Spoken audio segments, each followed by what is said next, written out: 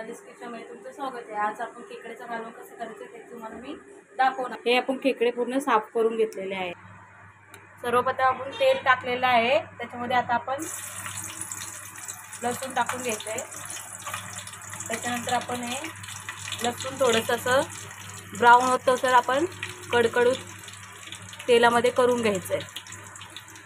त्याच्यानंतर आपण आलं लसूण मिरची खोबऱ्याचं वाटण केलेलं आहे ते आपण तेलामध्ये टाकून घ्यायचं। आता आपण थोडंसं त्याच्यामध्ये कढीपत्ता टाकू, मसाला छानपैकी भाजून घेऊया तेलामध्ये।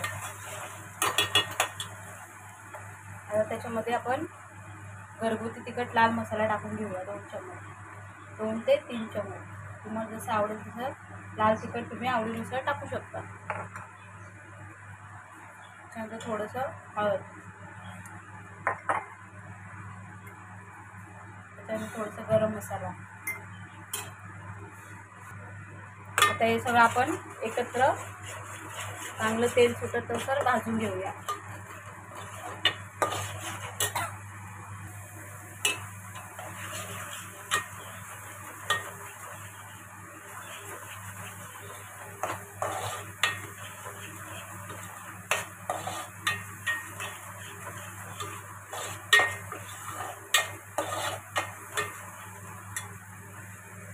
हे बघा, ते मस्त आपलं वाटणाला तेल सुटलेलं आहे।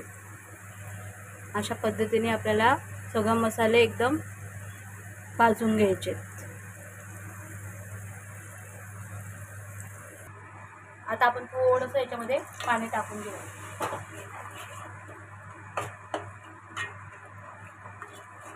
कारण की मसाला खाली जळायला नको। आता आपण याच्यामध्ये एक सगळं खेकड्याचे सगळं टाकून घेऊ। मी पहिले साफ करून ठेवलं होतं, धुवून वगैरे सगळं स्वच्छ करून ठेवलेलं। आता मी इथे तुम्हाला खेकड्याचे पेंदे, खेकड्याचे कवटे कसे भरतात ते तुम्हाला मी दाखवणार आहे। आता हे चांगलं वाटणामध्ये सर्व एकजीव करून घेऊया। चांगलं याला मसाला लागला पाहिजे।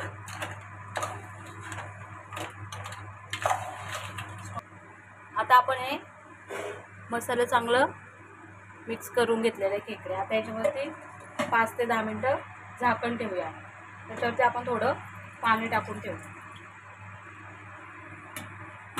आता मी हे बेसन ना 5 मिनिटं भाजून घेतलेलं आहे नुसतं। आता त्याच्यामध्ये कांदा, कोथिंबीर, हळद, मीठ आणि मसाला हे सर्व एकत्र टाकून मी असं हे सारण तयार करून घेतलेलं आहे। सगळं मी असं एकत्र करून त्याच्यामध्ये आता कवटीत भरणार आहे।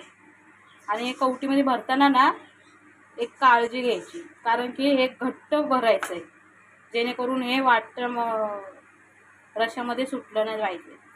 असं चांगलं दाबून दाबून आतपर्यंत भरून घ्यायचं आहे बेसन।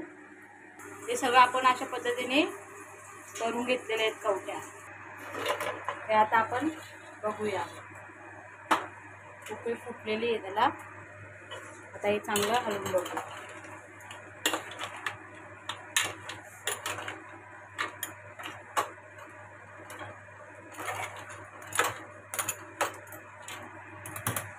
ताटावरचं पाणी आपण याच्यामध्ये टाकून घेऊ।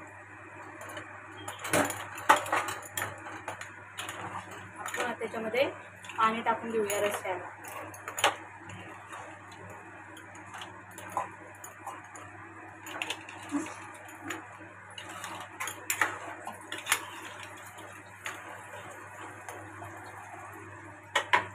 आता आपण हे झाकण ठेवूया। उकळी फुटल्यावरती आपण ते कवट्या याच्यामध्ये टाकायचे। आता हे झाकण ठेवूया। आता आपण बघूया याला उकळी फुटली की नाही। चांगली उकळी फुटलेली आहे रश्याला। आता आपण याच्यामध्ये मी खेकड्याच्या पायाचं रस काढून ठेवलं होतं, हे बघा। खेकड्याच्या पायाचा रस मिक्सरला मी फिरून गाळून याच्यामध्ये काढून ठेवलं आहे। आता मी याच्यामध्ये रश्यात टाकणार आहे, जेणेकरून हे रश्याला चव वाढवेल.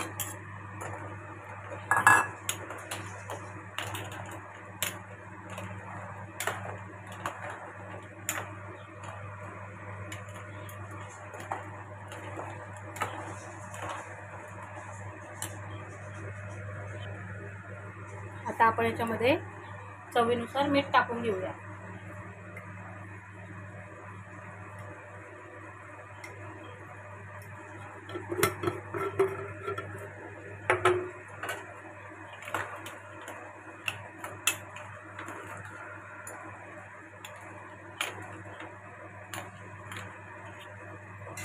त्याला छानपैकी उकळी आलेली आहे रश्याला.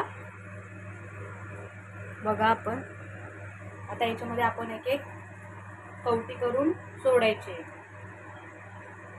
उकळी आल्यावरती सोडायची कवटी, नाहीतर याच्यातलं बेसन आहे ना बाहेर निघतं.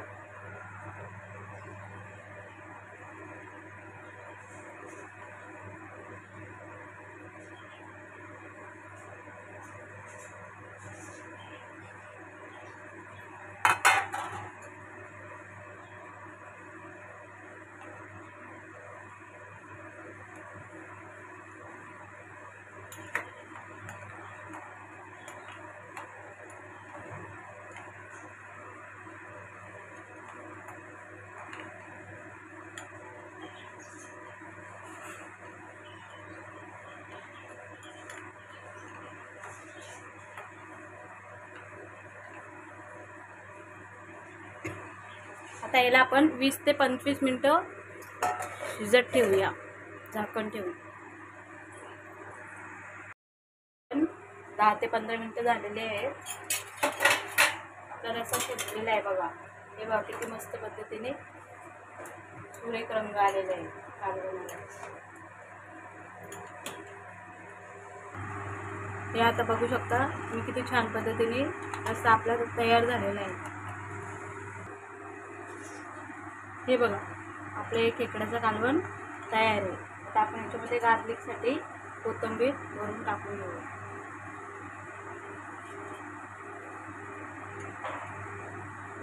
हे बघा आपला खेकड्याचा रस्सा तयार आहे. हे आता आपला खेकड्याचा रस्सा तयार आहे. बघू शकता आपण प्लेटमध्ये सर्व केलेलं आहे. किती छान पद्धतीने सुरेख रंग आलेला आहे.